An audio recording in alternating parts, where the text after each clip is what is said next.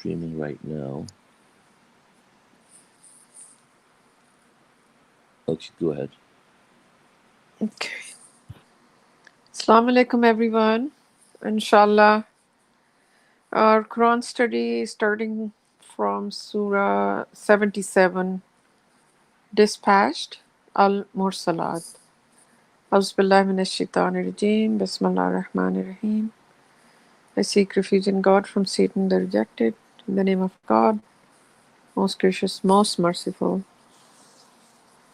Angels dispatched in succession to drive the wind, stir up clouds, distribute the provisions, deliver messages, good news as well as warnings. So this surah starts with um, the role of angels that as we all know, that angels are all around us, and they carry out God's commandments. To they have a role in almost a lot of things on this planet, as well as they are companions with us, they are recorders, they are, um, as these verses are describing, that they drive the wind by God's will. God is controlling, God is running everything.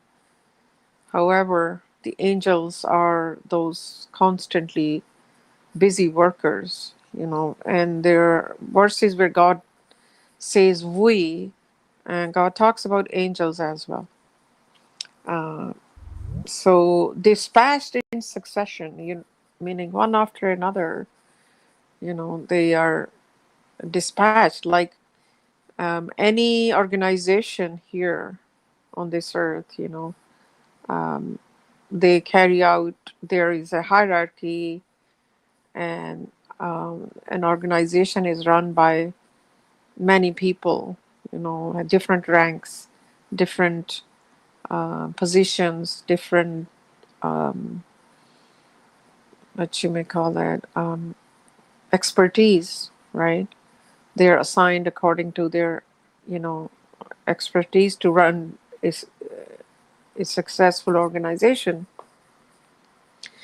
So all of this is happening by God's will. So where, at what part of the world, or which city, will have the rain, or what kind of wind should be there today, um, and all that. So these verses tell us that the angels are dispatched, they're commanded by God to drive the wind, stir up clouds, distribute the provisions. And provisions, all provisions come from God. Distribution of provision is through crops and other things.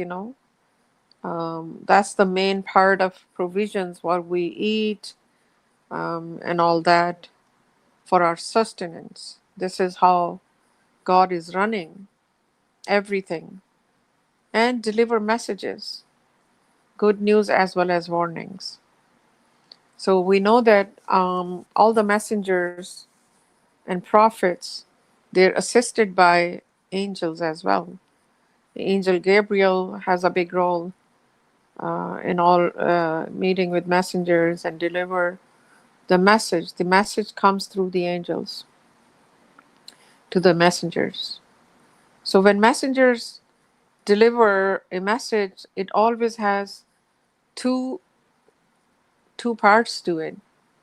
One is the good news. The good news part is for those who will believe, and they will accept the message and live a righteous life according to God's commandments.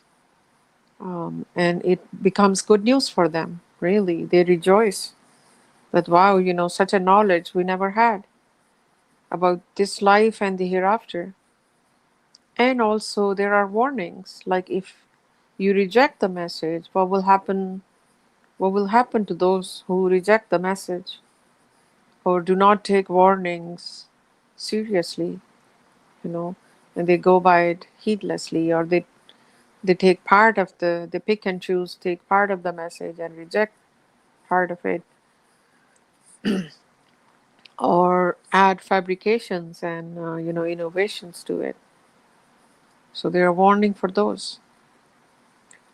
Verse 7: What is promised will come to pass. Thus, when the stars are put out, the sky is opened up, the mountains are blown up, the messengers are summoned. That is the appointed day. So God has told us, and it is God's promise, that there is an inevitable day waiting for us when everything ends. Um, that is the day of resurrection or day of judgment, and God has called it with many names.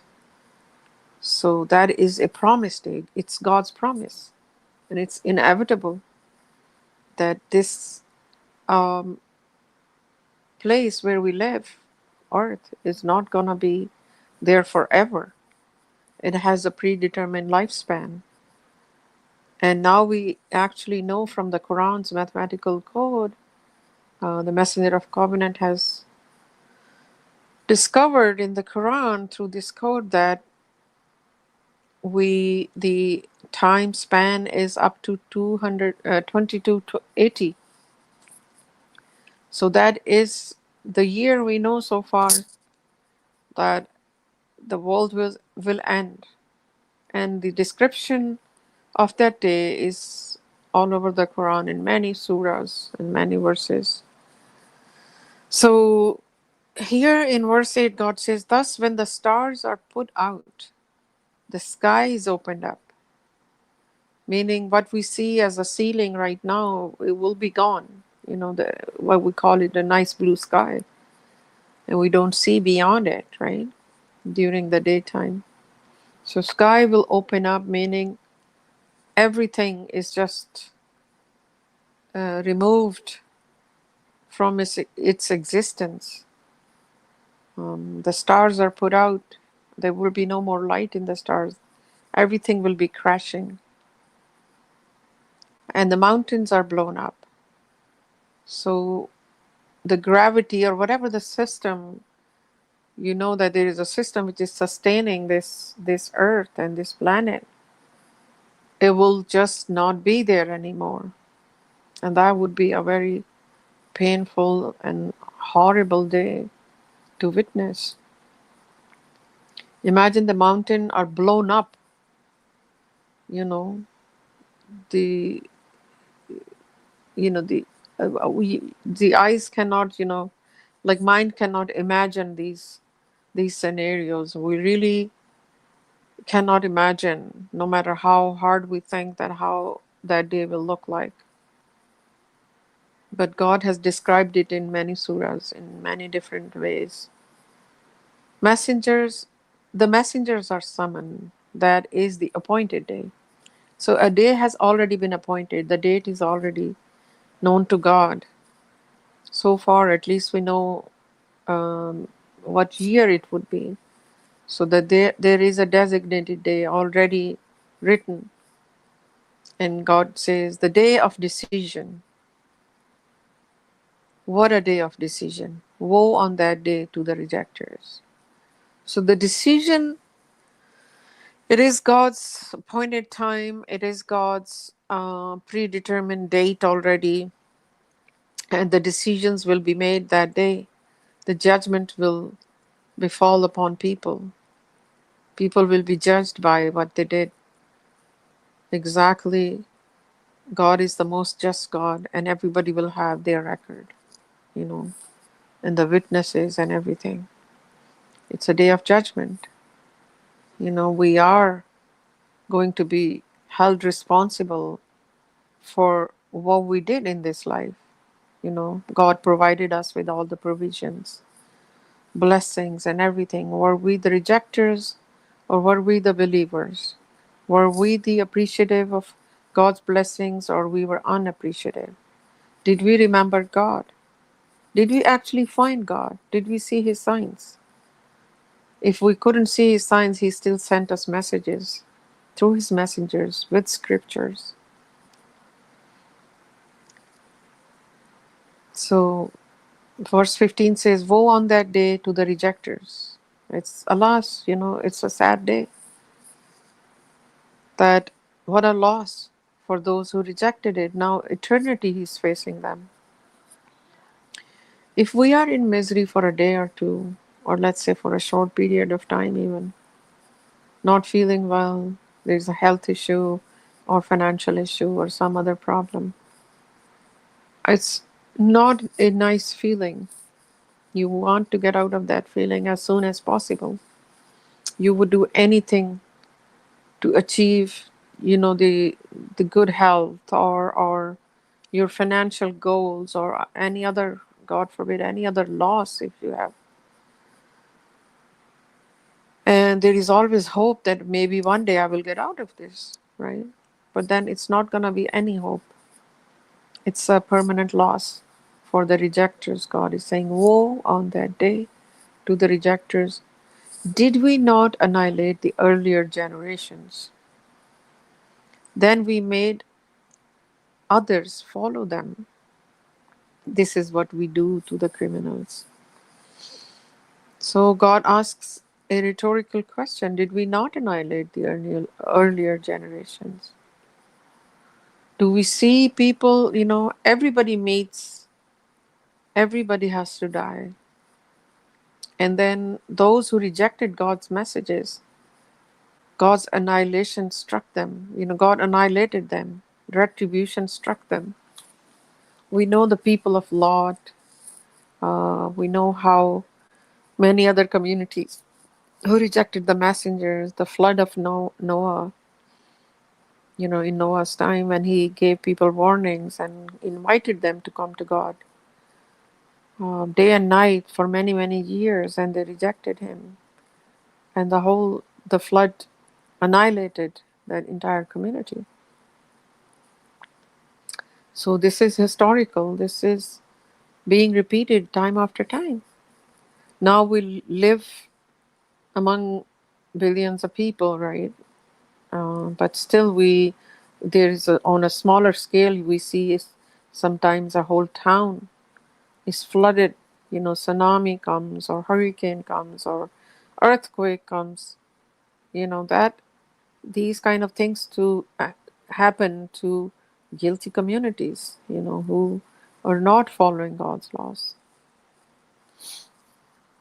Did we not annihilate the earlier generation? Then we made others follow them.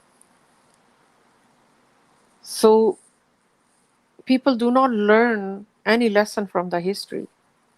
They still follow the same steps of the previous generations.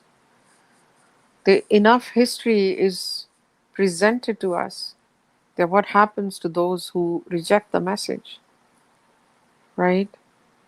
We know what happened to Pharaoh. He was mighty king, you know. He had slaves and, people working for them generation after generation. They thought they were gods. And we know, like, when Moses went to him with clear proofs, they rejected and became arrogant. What happened to them? Now we see their signs, mummified, those communities. Hi, can you hear me? All right. Yep. Yeah, okay. All signs are here for us for the lesson. Those pharaohs thought that they are gonna have eternal life here. They will come back as kings again. So their tombs were built with like everlasting kind of materials where they would bury with their gold and sometimes with slaves and all that they're gonna come back here again. But we know now that God has left. They were very technologically advanced, and God had given them a lot of intelligence in many ways, and they did not take heed from God's messenger, and they were annihilated. And now, for our lessons, for us to learn lessons from their history, we see in museums and all that their bodies are mummified, and we can witness what happened to them. And that is how God's systems goes. You reject the message, you reject warnings, and then annihilation or retribution follows after a certain time, after a predetermined time of every community. Woe on woe on that day to the rejectors. Did we not create you from a lowly liquid? And the footnote here says, according to Langman's Medical Embryology by T.W. Sadler, 5th edition, page 88, in general, the length of pregnancy for a full fetus is 266 days or 38 weeks after fertilization. Both 266 and 38 are multiples of 19. So then we placed in it a well protected repository for a specific period. We measured it precisely. We are the best designers. Subhanallah. God talks about humans' creation.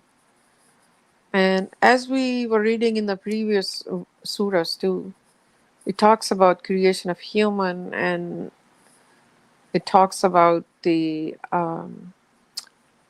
day of resurrection. Their whole surah is 75. Surah 75 is called resurrection. Then the following surah is the human. And now this is dispatched. You know, end of the Quran, all these surahs talk about the end of life. And the value of human being is what? We think we're something. Look how God created us. God say a lowly liquid. Did we not create you from a lowly liquid? We were nothing before that.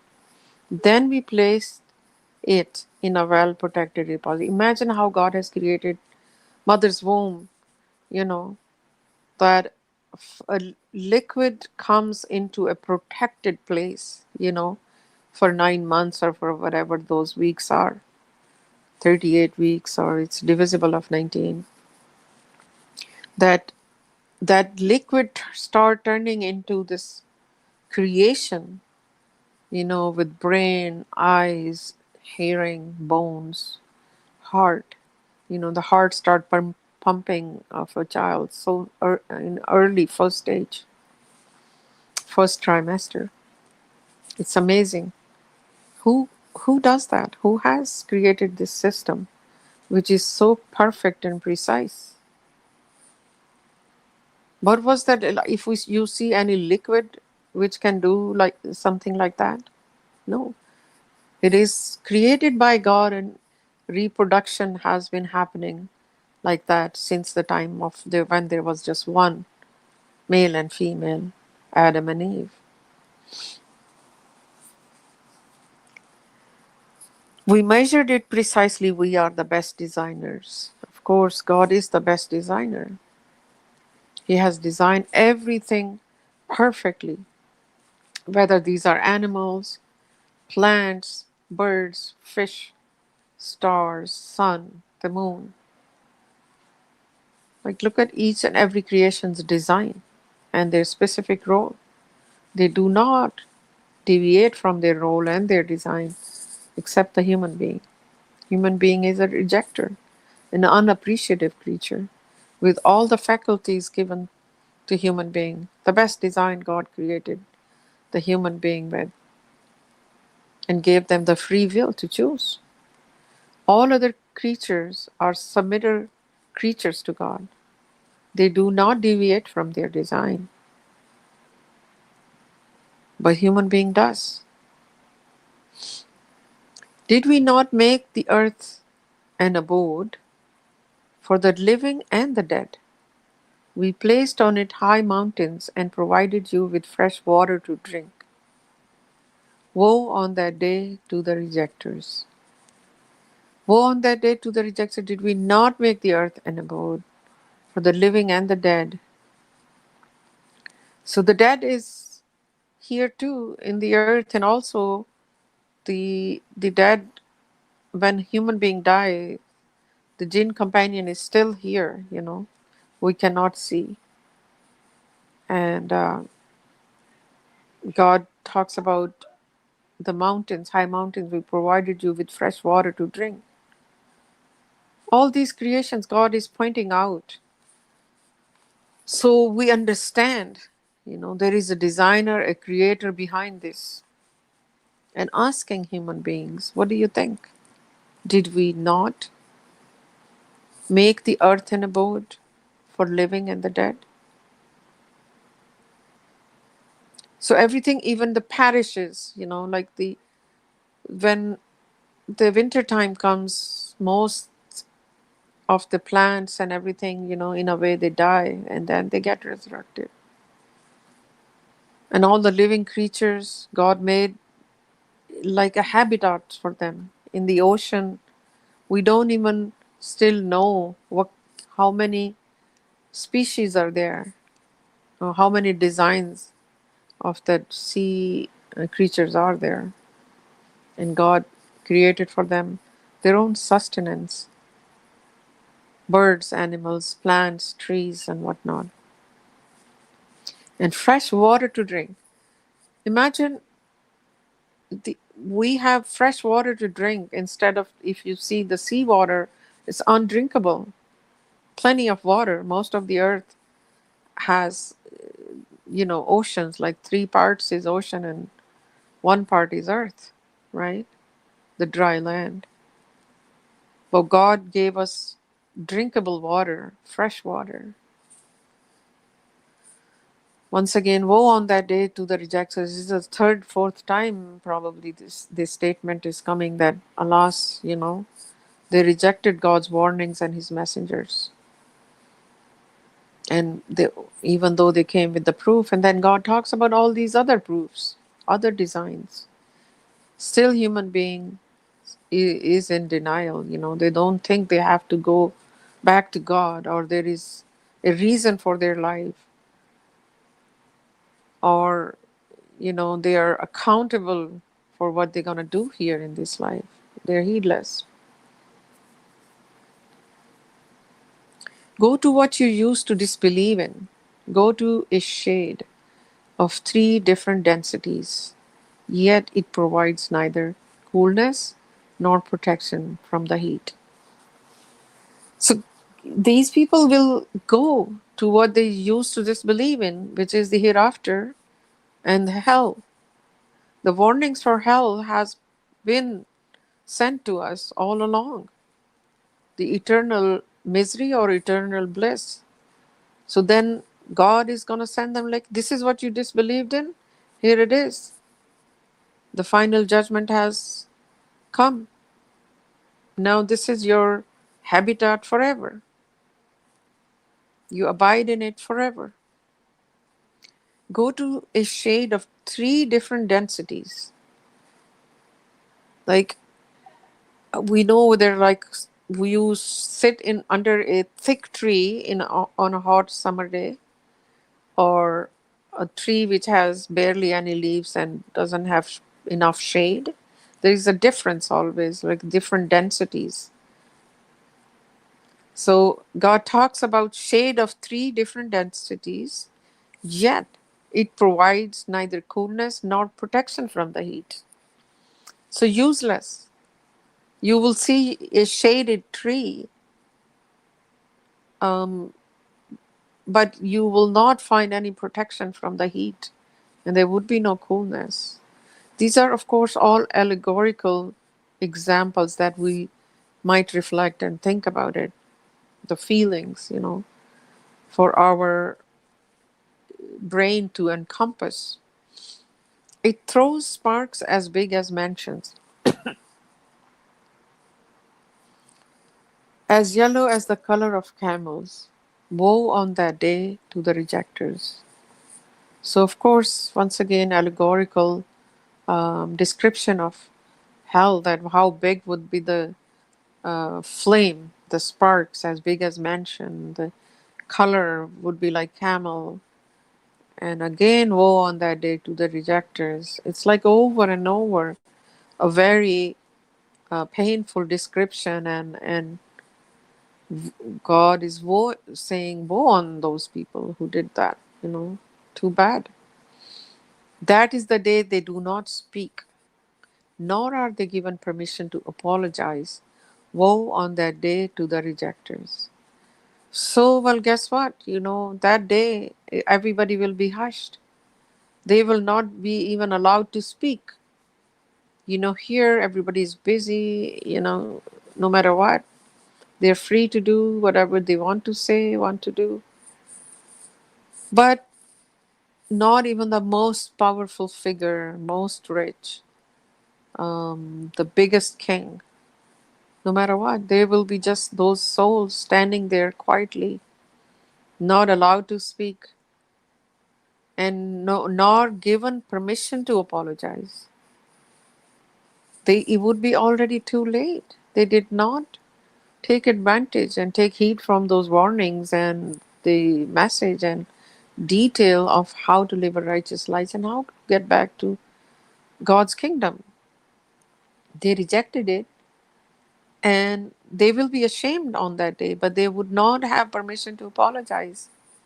They can't even apologize, just they will be quietly standing there in horror or awe. This is the day of decision. We have summoned you and the previous generations. If you have any schemes, go ahead and scheme. Woe on that day to the rejectors. So the day of decision, once again, it's in capital. This day of decision, day of judgment, day of resurrection, day of remorse, day of reckoning. There's many names God has called this day, and it's over and over to for us to understand. Yes, such a day is inevitable. So all the previous generations and everybody, the current generation, everybody will be there. God will summon them. And if you have any scheme, go ahead and scheme. How can they scheme now? Or even like at this present time, God is saying, if you have any scheme, go ahead and scheme. You eventually gonna come back. You have a very short lifespan, and then you're coming back here. The righteous will enjoy shade and springs. Now the good stuff is coming. I know there was a lot of really grim picture of what is going to happen to the rejectors. And now for those, good news for those who believed. Subhanallah. God is saying the righteous will enjoy shade and springs and fruits that they desire. Eat and drink happily in return for your works. We thus reward the virtuous. God calls them virtuous, you know, fortunate people. They lived a righteous life. They will enjoy shade and springs. So before, the shade of three different densities was useless. But here people will have, if they want to enjoy the shade and you want to enjoy sun, of course it's all allegorical for us to understand. And springs. Imagine beautiful springs are gushing out in the valleys or mountains, and fruits that they desire. Eat and drink happily in return for your works. God is appreciative of his workers' works. Nothing good we do in this life for sake of God or our soul is wasted. Each and every act is being counted for, and God is going to, in return, give what we cannot even imagine. The reward for every worker is there. So all these decisions will be what we did here in this life.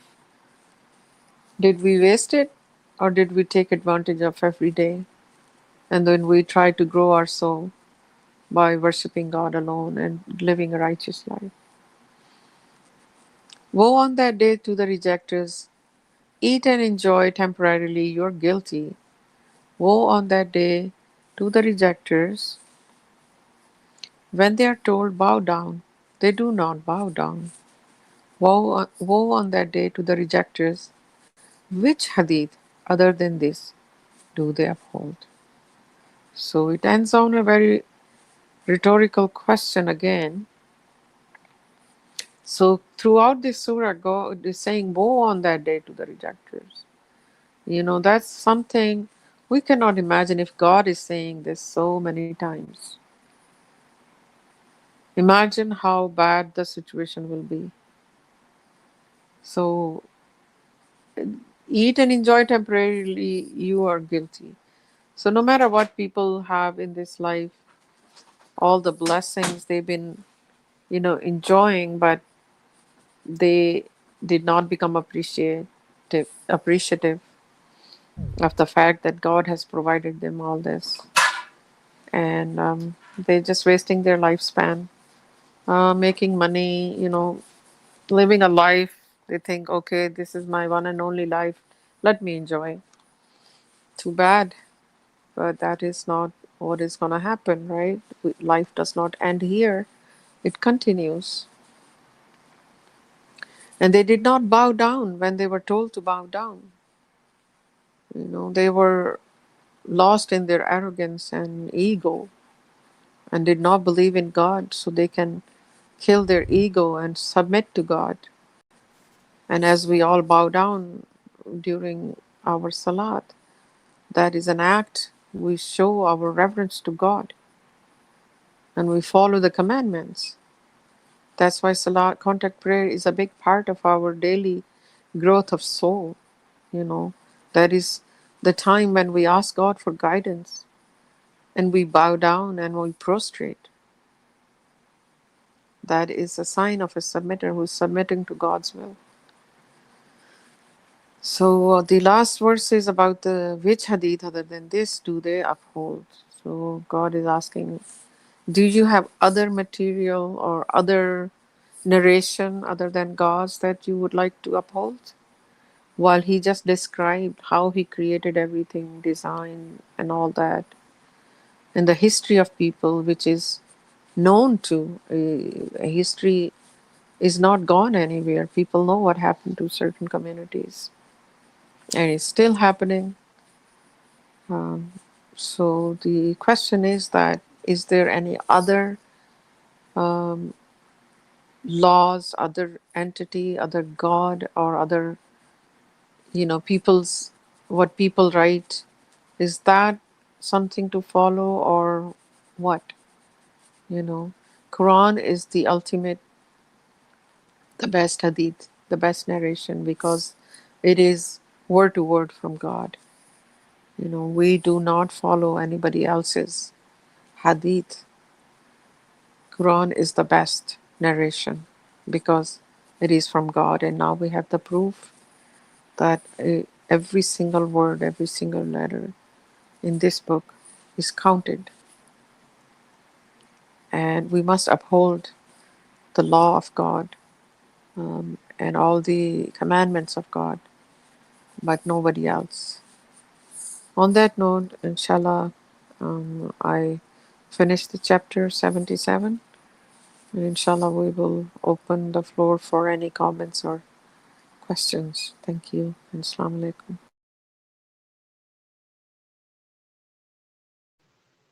Masha Allah, sister. Praise God. Good story. Praise God. Masha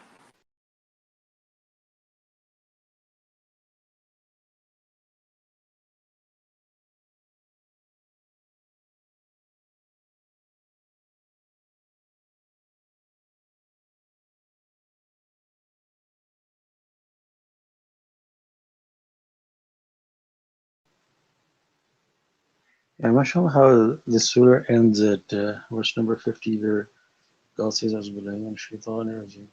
Which hadith other than this do they uphold? I mean, how much obvious good does God has to make? I mean, it's like, when you're quizzing somebody about something, there are so many different games. You give them signs, and then they have to guess. And here, literally, God has wrote it down.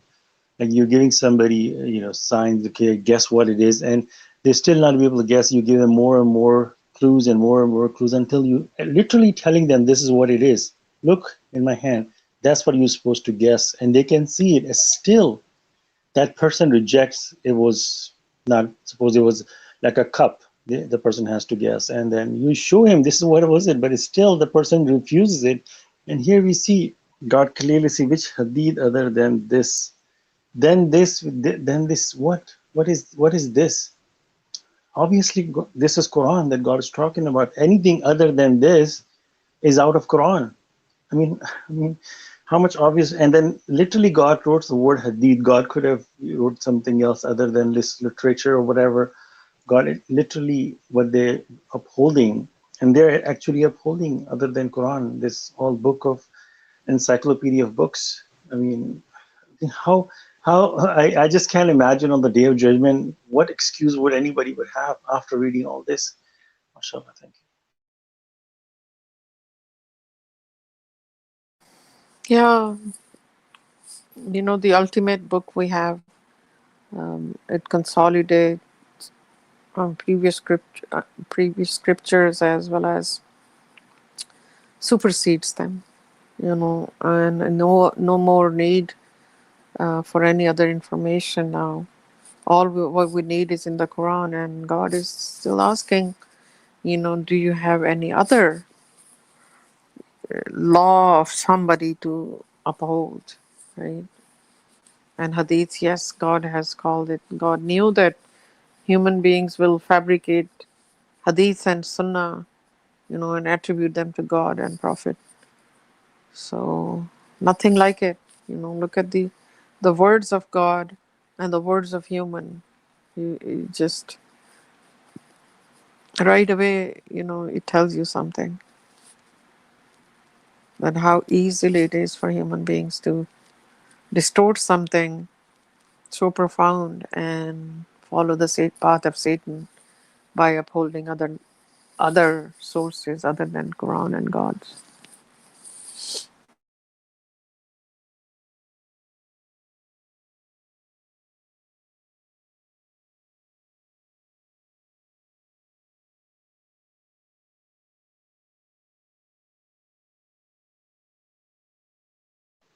As the messenger of the covenant says, the expression like, they're digging the doors under the doors of the hell. That's how crazy they are. They want to enter the hell. um, a lot of time when I was studying the hadiths, a long time ago, before coming to submission, and I will study one hadith and then at night time, and then I will like ponder upon. And then one day I came to the Imam and I told asked him about the question about one of the hadith. And the Imam says, "Oh, you cannot follow that hadith. That is weak hadith." And I'm like, "What are you talking about? It's in the book." And he said, "Yeah, but it's weak. We cannot." I'm telling you, it was about Day of Judgment, very gruesome, a very beautiful and gruesome picture about the Day of Judgment. And he said, "No, no, that's you cannot follow that." And I argue with the person, that how many hours I spent on this hadith, and then you were telling me that it's not strong hadith, authentic hadith and weak hadith, all that stuff. Then I will study something else, and I'll look into something else, and they will judge me, and then they'll say, no, no, this is strong, this is weak, this is strong, and I get so fed up whenever this happened. And then one day I was talking, I remember after Fajr, and the guy told me that, okay, we come down to this point that whatever is in the Quran matches with the Hadith, we take that part of the Hadith. Whatever doesn't matches with the Quran, we leave it. So I'm like, okay, then if there are like 100 different things are mentioned in the Quran, and there are 200 different things mentioned in the Hadith, so we're gonna only follow those 100 things that are mentioned in the Quran that matches with the Quran, and the rest of the 100 things we're gonna throw them out. He say, yes, you don't follow those. I said, then why I need Hadith? I mean, if I'm gonna follow the Quran, which has 100 items that's I supposed to be, then I don't need the Hadith. Basically that's where it come down to. Mashallah, just want to point out. It's just so crazy. people, educated people, and they were still, like recently, some educated people in Pakistan and all that, they have started to study the Quran, but they don't still reject the Hadith. Like now they're studying the Quran without Arabic or in English or whatever language. Translations are becoming popular, but they will still mention such and such Hadith. Hazrat Imam Abu Huraira, his name, even they take it like he's a saint, you know. However, his role was, I have no idea, because many hadiths were attributed to coming from his mouth. And the chain of hadith house Rashad has described, like, oh my God, goes back to generations after generation. Then there was someone who knew Abu Huraira and he heard Abu Huraira saying that. It's just, and that Abu Huraira has become like a saint just because the narrations came through him, which were whatever. Who knows whose narration?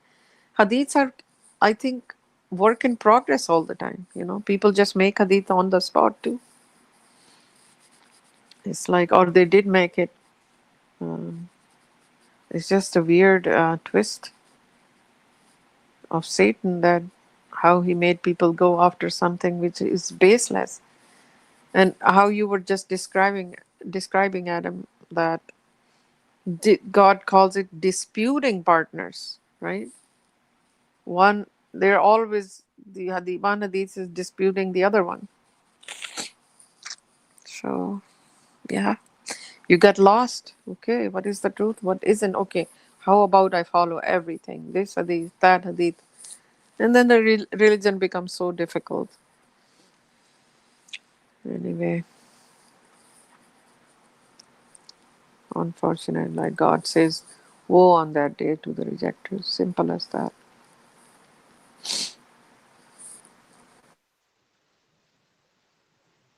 Yeah, mashallah, God is trying to prove the Quran. I mean, He's giving us so many different clues to ponder upon that this is the word of God. I mean, have you ever read a book that it literally proves itself that yeah, this is the truth over and over and over, and with on top of the all of them is over it is 19, and the way God describes that miracle is the introduction, the presentation, the of this awesome miracle is God didn't say I have created a miracle. God just says over it is 19. I mean, all the miracles that's in the Quran over them are above them is 19, which clearly a physical evidence, not something that you can, hypothetically or somehow try to explain someone. But this is actually seeing something in front of your eyes. That's how solid that is, mashallah. And he proves that this is the word of God. I mean, which book would do that, something like that? Yes, indeed.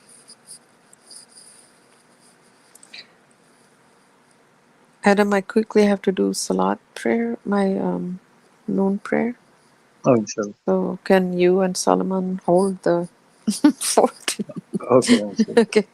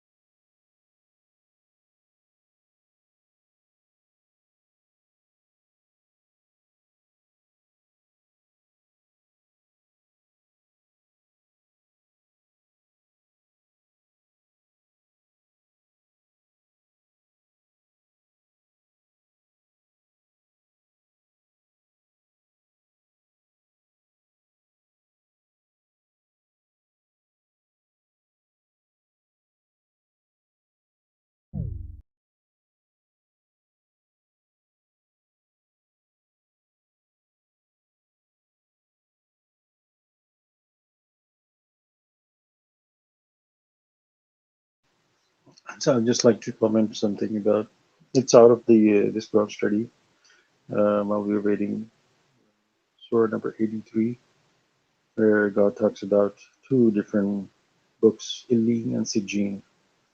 And I'm not sure which one is. I think Sijin is for the disbelievers, Ilin is for the righteous.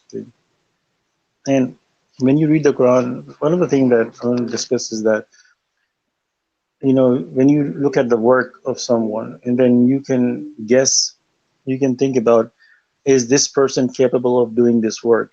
You know, if you're a teacher, you send a student home with the homework, and the student comes back with such an awesome work. Obviously, you're gonna think that this person maybe cheated, somebody else helped him, because this person is not capable of producing something like this. You give like first students like first graders, and you give them something to do, and they come up with such an awesome thing that only not even adult can do it. One adult, there's several people will get together and they will be able to produce something like that, and you will right away know that this is not a work of this kid. And here, when you read this surah just by itself, a numerically structured book, God uses the word. I mean, in 1400 years ago, nobody even think about a book that is structured by numbers. Uh, Nobody in their mind would even think about a word like that. Even in the regular translation is very much same way is written.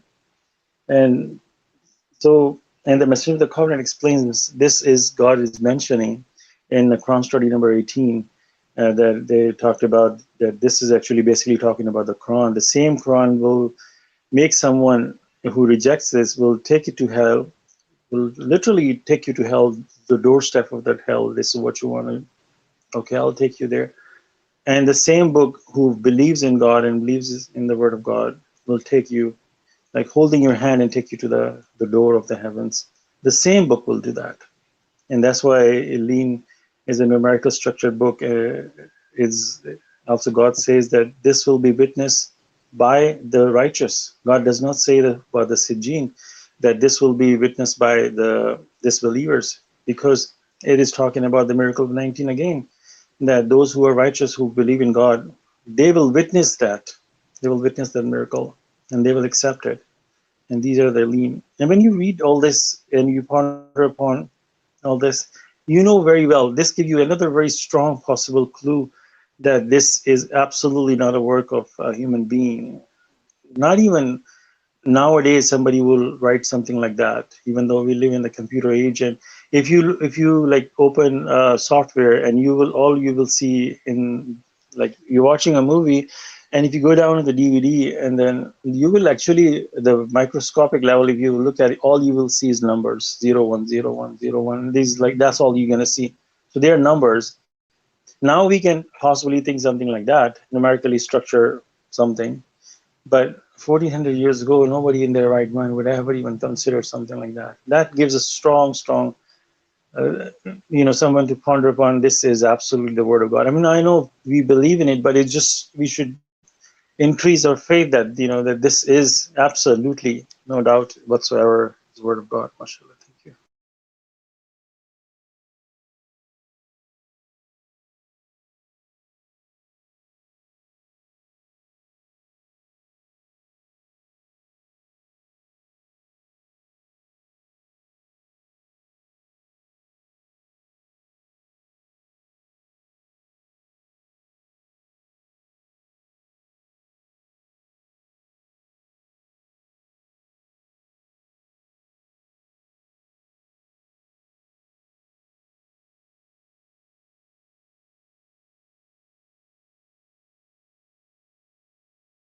Okay, Masha Allah. Well, I wanted to make a comment about earlier we were talking about, whether people can be appreciative or unappreciative. And, this is another name for a believer. You can either be appreciative or unappreciative for the blessings that God has given us. Now, we can be appreciative in many ways. Obviously, we can be appreciative by thanking God and worshiping Him. We can also be appreciative to God by thanking Him for the things that He has given us and being righteous. And we can also appreciate God by the blessings that He gives us, by using those blessings that He gives us.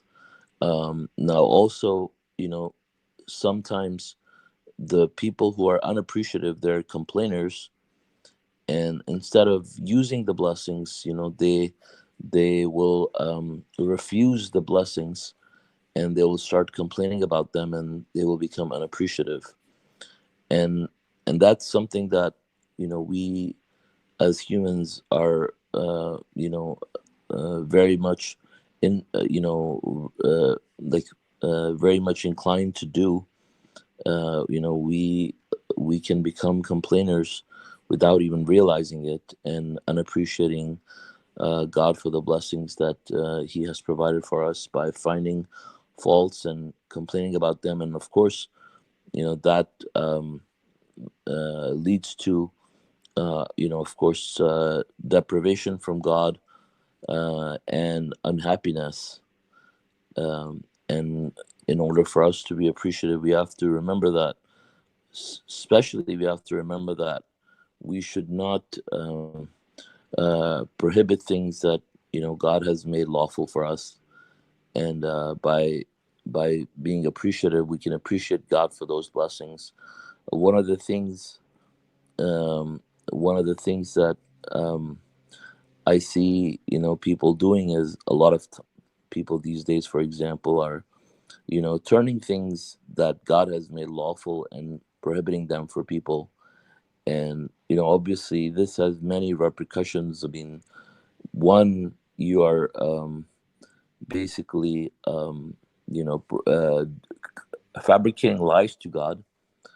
For example, by prohibiting things that He has made lawful. For example, with the issue that we currently see, people have to wear masks because of the virus, and the COVID-19 virus. And,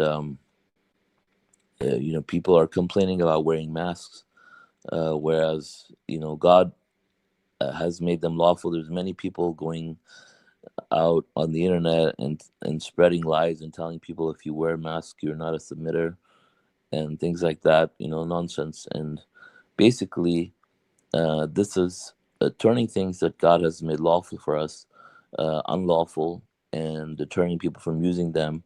So as a result, obviously, people are deprived, people get sick, and things get worse for them. And at the same time, it they're committing a serious crime with God. It makes a religion difficult for people as well, because people will have to like stop using things. I mean, we can see examples of that. For example, like in traditional Islam, for example, people are not using soap, people are not using toothpaste, and all kinds of crazy things, and that's what Satan has done to the religion. And we can see the same type of extremism. Satan tries to bring it in over and over, in the religion, and history just keeps on repeating itself. So it's something we need to be mindful of, in order for us to be one of those people who enjoy these blessings that God has given us. We have to try to we must, I mean, not try to, we must uphold the Quran alone, and we must uphold the truth, and the blessings that God has given us, will not be something that we will start to prohibit on ourselves. If we just uphold the Quran alone and worship God alone, when the moment people start to bring idols into their lives, the idols will prohibit things for them that God has created, and and that becomes idol worship. So that's what I wanted to share.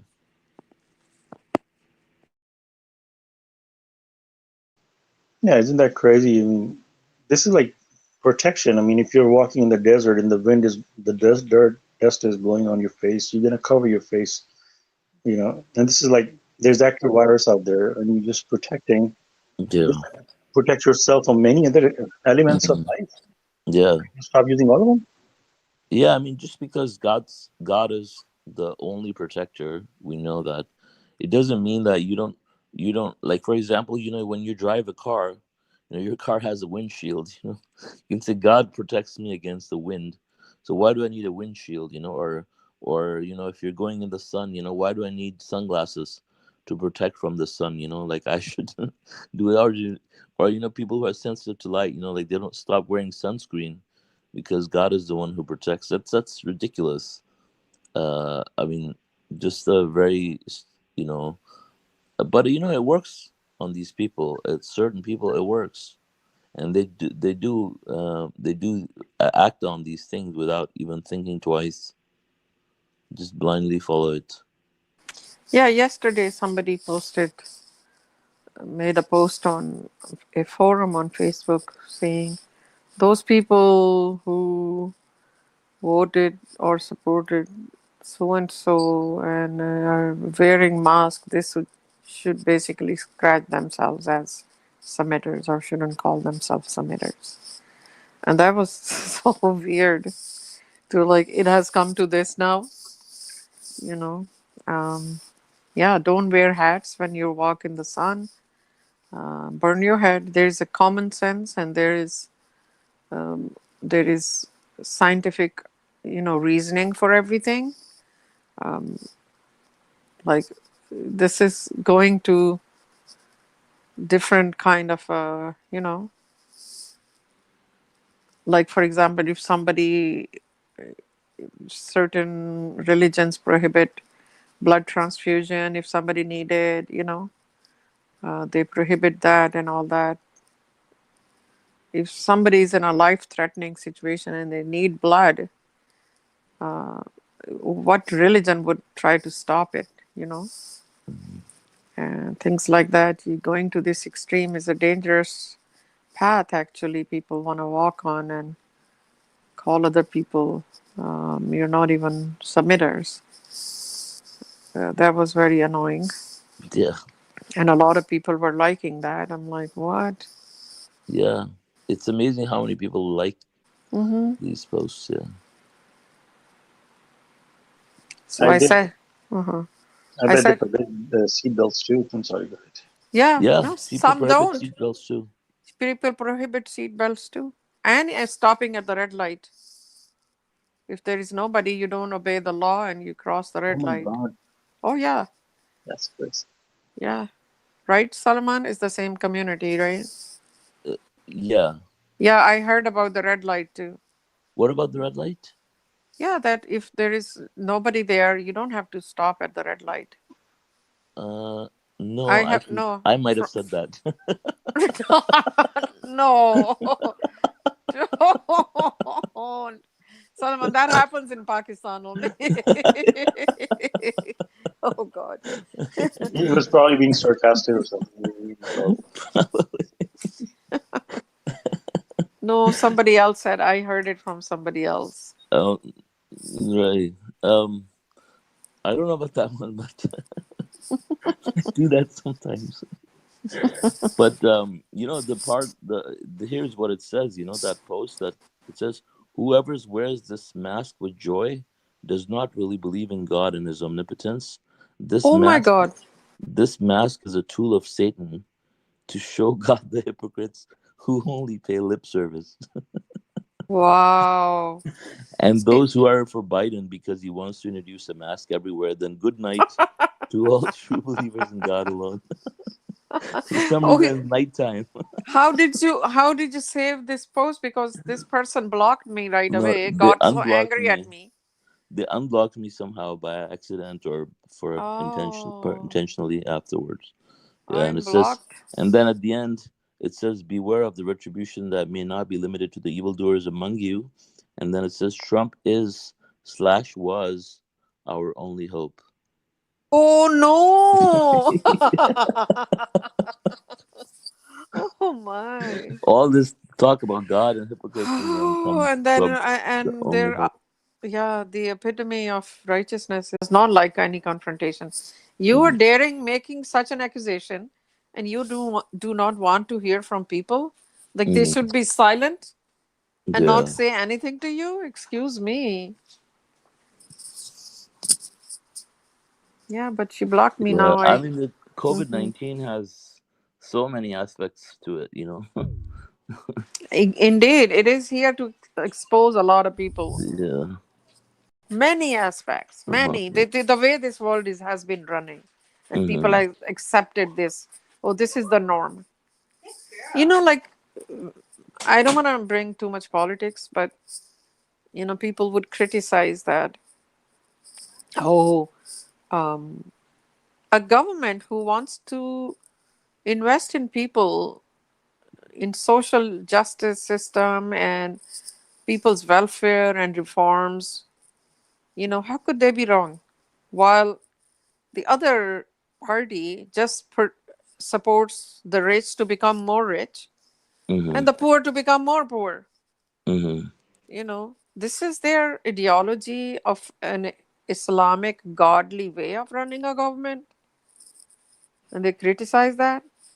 Right. I mean, the thing is, most of these people, I mean, when I posted the video explanation from the messenger, I mean, it is very, very clear on what the role of the government is. Like, the government has zero interference in your religious choices, right? And the messenger Absolutely. is very extremely clear about it. But these people, I mean, they're refusing to accept the messenger, and they don't even care what the messenger said. They're telling me that I misunderstand the messenger. Oh I yeah. mean, there's nothing to misunderstand. It's No, very clear. it's very clear. See how they make it complicated. So he said no interference whatsoever. Even God wants somebody no said, interference. you use the word, and God is running everything. They use the word, even if somebody wants to have an abortion. He said, even Abortion. if that, Yeah.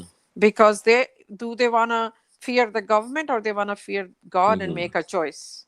Yeah. That's the well, Appendix 36. They also say, oh, you don't misunderstand. Maximum Hmm. freedom, maximum. Yeah. If a government brings their religion or their agenda and impose on other people, how could that be right? Yeah. Where there are millions of religions and schools of thought. What is a religion? A way of life, right? Hmm. A way people believe. Well, Hmm. somebody believes sitting in front of idols, that is acceptable, or committing idol worship, that is acceptable, and another one goes to mosque or synagogue or church and so on. And Hmm. somebody does not do all of that, and they say, this is my lifestyle. I am a tax paying human being, and government needs to protect everybody's Hmm. rights. That's it. Yeah. As long as nobody is hurting another person, you know government cannot interfere in how people live. Hmm. Yeah. I mean, and people are exposed as a result. Like people that were here also before in this group. You know, and yeah, exactly. I mean, that makes a lot of sense to me from the Quran that the job of the government should be to be there for the people for all their other needs, non-religious needs, and let them. And that's really what I mean makes this country, I mean, successful, as it says in the appendix. So because this is closer to the Quran than a country that obviously imposes all of these rules on people that are religious, their religious standards on other people. So that There is makes a, Mhm. yeah. Go ahead. There is another thing they say. uh, oh, so with taxpayers money, Mm-hmm. we don't want to pay taxes to a government who will give free abortion to people and this and that, and it's our tax money. And I'm like, when government goes and attacks another country and kills millions of civilians, Mm-hmm. innocent people, whose tax money is that? You Yeah. don't care about those lives who are living and Mm-hmm. dying in a war, not even the armies, but innocent people, while you're worried about somebody's own personal life, whatever they want to Mm-hmm. do. Of course we know abortion is Mm-hmm. murder and all that, we Mm-hmm. know that, but they don't Yeah. see is at that, they see is that this is my body, my right. Yeah. Exactly. So you worried about that, your money is going there. But like what used to happen in olden times, like Mm-hmm. it's not like people would not. The movement started that then when there was this unwed children were pregnancy, it was considered wrong not too long ago, right? Mm-hmm. So they, of course, now the times have come where everybody has rights. So these were abortions were banned in Christian these countries. And what women did was that if somebody got pregnant, they used to use hangers to abort the fetus themselves. So many women died, or complications happened, and a lot of problems happened. So then Mm-hmm. this movement came that people should be given a right to Right. choose, right? Mm-hmm. Once again, everything comes back to the right to choose between right and wrong with your own free will. Mm-hmm. That's what is how a government should be, because the test is going to be, because Rashad said clearly, then they will people will say we were oppressed, we did not have choice, Mm-hmm. right? So oppression, you cannot oppress any kind of what people think this is right for me, and you tell them it never happens. You can't even make your own children submitters. Prophets couldn't do that. How could a government do that? Mm-hmm. How actually dare a government would do that? This is the God-given right, full freedom, and then you choose with your own free will. This is the wrong path and this is the right path, because information is there. Information is there, and nobody is these days can say that, oh, I could not find that information and I did not make this decision on my own. But imagine you think something, we go to a country with, for us, this is the ultimate truth. We believe like this. But can we go in a country, in one of those Muslim countries, and practice our religion? Well, why we think it's right, and they think it's you are you should be killed, and we will be killed. So that's what it is. When it comes to somebody doesn't understand this is wrong, who can make them understand? By imposing laws, while the alcohol, gambling, otherwise the abomination and the gross sin, the where the messenger has put abortion is murder, right under that it's about the gambling and intoxicants also Mm-hmm. is mentioned, you know and they are abominable. Altars of idols are abominable. So they are everywhere. So how many bans can a government put on how many Mm-hmm. schools of thoughts? Yeah, They believe like that. It's so exactly. I mean, ridiculous. we have seen countries that have done things like that. I mean, and where they have taken them, like they go down like a dark spiral. These countries, God doesn't support them. So, of course, Exactly. we saw that with the U.S. too, right, in the recent past, like Mm. things they were trying to do, and obviously, it has been hurting them. I mean, the economy, everything. People have been going backwards since for the past 3 or 4 years with all the stuff that's being promoted, Yeah, and and the human people have rights gone are on backwards. in the bottom of Yeah. this government's Mm. agenda. They don't even think a race is equal to them, let Mm-hmm. alone the poor, the vulnerable, the women, children, or Mm-hmm. widows. The social justice system, it brings some comfort to those women who cannot Mm-hmm. work because of their single moms Mm-hmm. and they have children. Yeah. This social justice, people see as they want economic freedom, so they don't have to. So there's no social justice. Yeah, they should not be taxed for anything for the poor. Mm-hmm. Yeah. Yeah. Just totally unquranic. Yep. That's what actually what they were protecting, widows, and God has actually Mm-hmm. allowed so much for the orphans and all that. Yeah. There's so much, sanction in a way that okay, you can marry more than one woman if there are such situations, Mm-hmm. right? To secure them. And now the government, obviously polygamy, is not, a good thing, and it's not practiced in these countries. But you have to still protect them so they can have the fair shot at life. Those children grow up. That's Mhm. why poverty increases. They put them in the ghettos. You know, Mhm. Trump was not allowing certain communities to build houses in suburbs, Mhm. so-called quote unquote suburbs, where the rich and wealthy was living. Mhm. Yeah, no housing will be allowed. So they want to separate people to economically and make them feel inferior from the get-go. So why wouldn't the crime grow? Crime grows more in such situations rather than you put money in reforms. The taxes go for a healthy environment for everyone. Anyways, those are just Mhm. my personal thoughts, but whatever. Yeah, mashallah. I think, don't you think that the verses in the Quran applies only actually those who actually accept Quran as a word of God? And like polygamy, these people, they don't even accept Quran as a word of God. They say by their mouth, but then they have all these things. So basically, this law does not even apply to them, right? So Mm-hmm. they can do whatever they want. Just like Exactly. many other commands that they are breaking right and left, like no Yeah. tomorrow.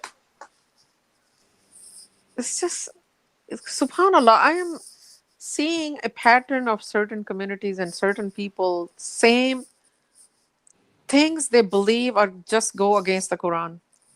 And it's reaffirmation of those people, like you give them benefit of the doubt that they must be submitters, but one after another, their beliefs are becoming more and more obvious and more in the light, where you think, oh my God, everything they're doing is just the other way around, or major beliefs. Mhm. Yeah, it's the same people you see, same people. So many to how much God can expose them. Yeah, see, in the wars, like you want to know more about your enemy. And we have an active war against Satan. That is the fact. And he studies you. I mean, you become submitter today, and he's smiling. He's like, okay, fine. He's gonna study you. He's gonna get you somewhere, one way or the other. When Moses did the miracle, all the magicians fell prostrate, and we are saying, wow, wow, wow, look at these magicians. They're ready to die. But Satan probably be smiling. Oh, you wait. You will see. I'm going to get them. And what you see at the end, only two people come out of all this big community with miracles upon miracles. The clouds traveling with them, giving them shade. He strikes, and there's 12 fountains gushes out for each community. I mean, miracles upon miracles. And at the end, what you see, only two, just two people. So it doesn't matter you become submitter today. What matters is how you carry this fight to the death. If you, I mean, he's going to get you one way or the other. So you have to stay fast. That's what God tells us over and over. Stay fast, stay fast, try, force yourself. You got to keep forcing yourself because the minute you let your guard down, he's going to he's going to start infiltrating. Exactly, Adam. Uh, exactly. The messenger has said the minority of the minority will be able to make it. So we have to never should listen to people, what the masses are saying. We should always stick to the Quran. That's the only way. Do not make our own meanings, make our own opinion, and now with messenger's explanation over everything, you know, or if something is not in Quran, that this is the only way. You're going to deviate a little bit, make room for a little bit of opinion, or school of thought other than Quran, Satan's going to get you. That is that is that little hole it needs, like a knitter's. In the knitting, you drop one stitch, and that's all it takes. Like your knitting is gone in a second, which you could have done in days. So when people bring such things, ridiculous ideas, and put their opinion above an Quran and God, and twist the meanings, like meat issue, circumcision, this mask issue now, or what is actually a democracy and what is a extreme libertarianism. They don't understand. Messenger said with his own mouth. The explanation is in in the you can open the dictionary. What else? Do you want to know? No, you don't understand that really. What do you understand for what he's saying? Is he throwing a riddle over there? Other than that, go whomever you want to vote, but don't bring your opinion and make it God's law. You're free to vote whomever you want to. And you listen to majority, they're always going to take you down. Listen to Quran alone. Quran, Quran, Quran. Stick to it. If you need more help, something you don't understand, there's a lot of videos, audios by Messenger. For example, the issue of insurance, he has from the Quran, the essence of the Quran goes against it, you know. And over there, people will say, oh, since it's not in Quran, we don't care. We can have insurance, blah, blah. So they just wanna, whatever their brain tells them to choose or not to choose, that's how they flip flop, right? Inshallah, may God guide us to the end of our days, because honestly, it's a very slippery slope and we have to walk a very fine line every single day among many confused people. Just the other day, I was listening to, I think, Cross 2017, where the Messenger of the Covenant explains the insurance. And I mean, he's like saying, that, I don't know why, how come these people have hard time understanding or accepting that the insurance issue, like they don't want to put their full trust in God. So he's like questioning these people. Why? I mean, why? I mean, mashallah, we are so much blessed with such an easy understanding of the Quran, with the footnotes explaining further, with the appendix and then the videos and audios. I mean, that's all we got to do. I mean, God has already made path for us. All we need to just walk. We don't even have to worry about figuring out this and that. Everything is already pretty much done. I mean, some people, they may question that, what about the people before the Messenger of the Covenant? What about them? They didn't have this miracle of 19 and all that. I mean, similar question was asked to Moses by Pharaoh, that what about the people before? And he replies in paraphrasing that my Lord is never wrong.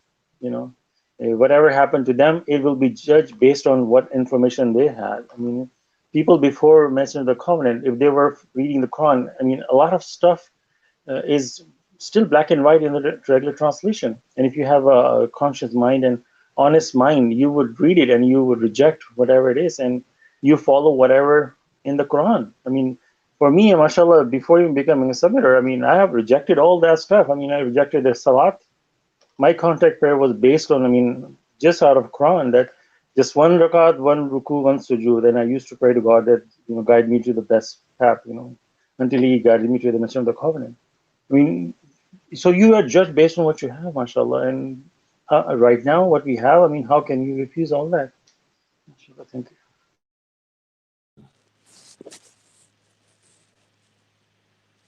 I was just reading. On Thursday, there were more than 150,000 new infections in US in one day. This is when people are being arrogant and denying it's a hoax, it does not exist, and we're not going to wear masks.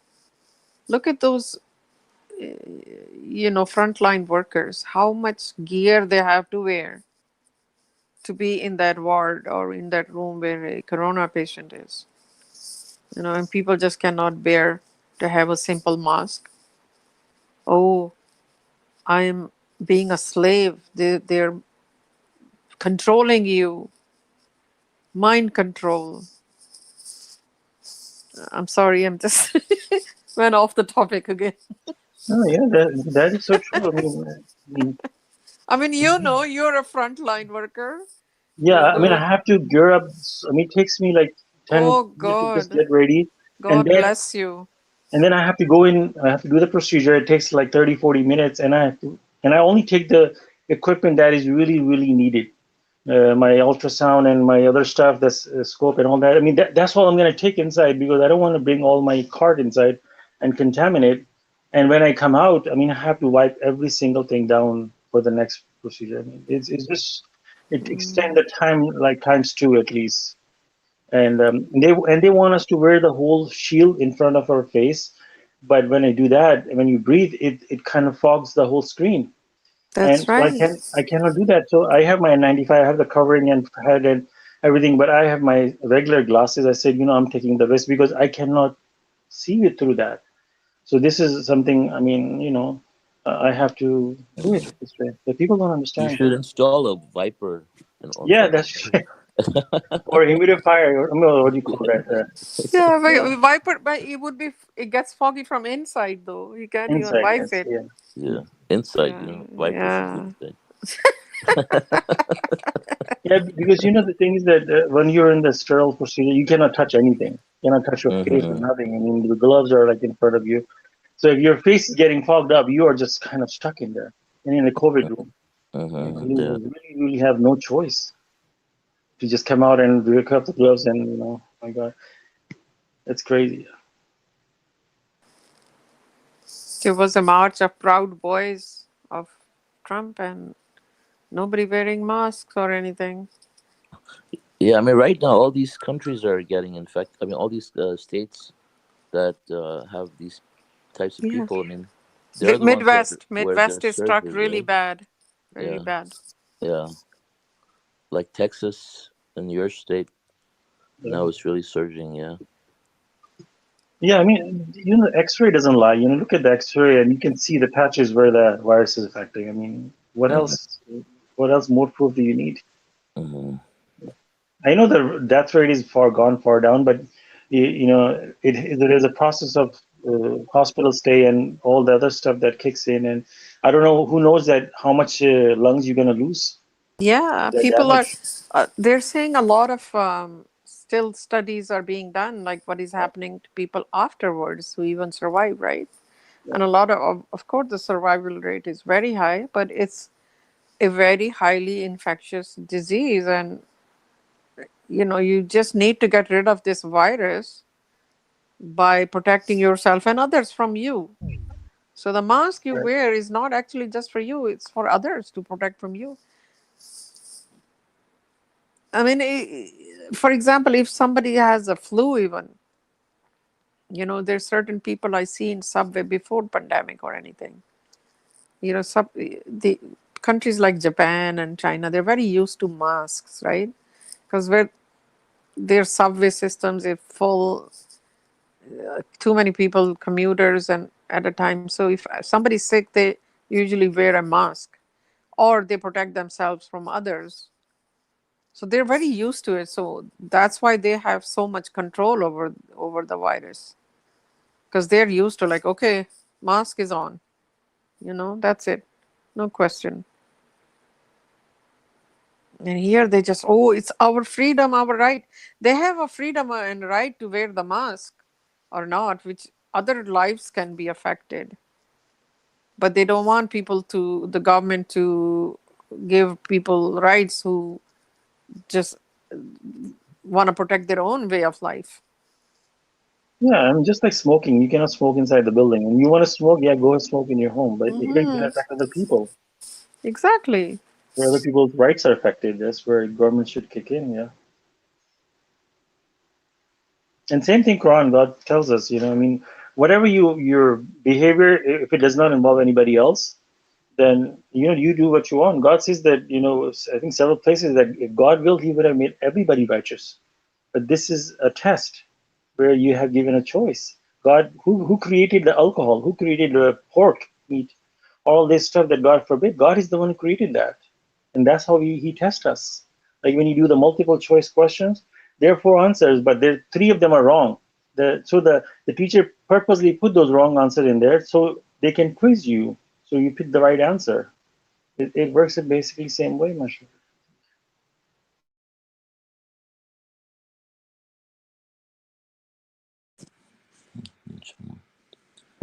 So, do you guys think maybe we could conclude Yeah, sure. the study? Okay, so thank you guys for joining us. God willing, our next study is going to be on Tuesday at 2 p.m. Pacific time, and I believe our teacher is going to be me. I think it'll be me. Oh, you. The last one, right? Actually, if you want to do it, that's fine. Well, no, you can do it. Yeah. Okay. Yeah, next time I can do it. Okay, Saturday. sounds good. All right. Thank you all. Assalamu alaikum. Fine. Assalamu alaikum. Thank you.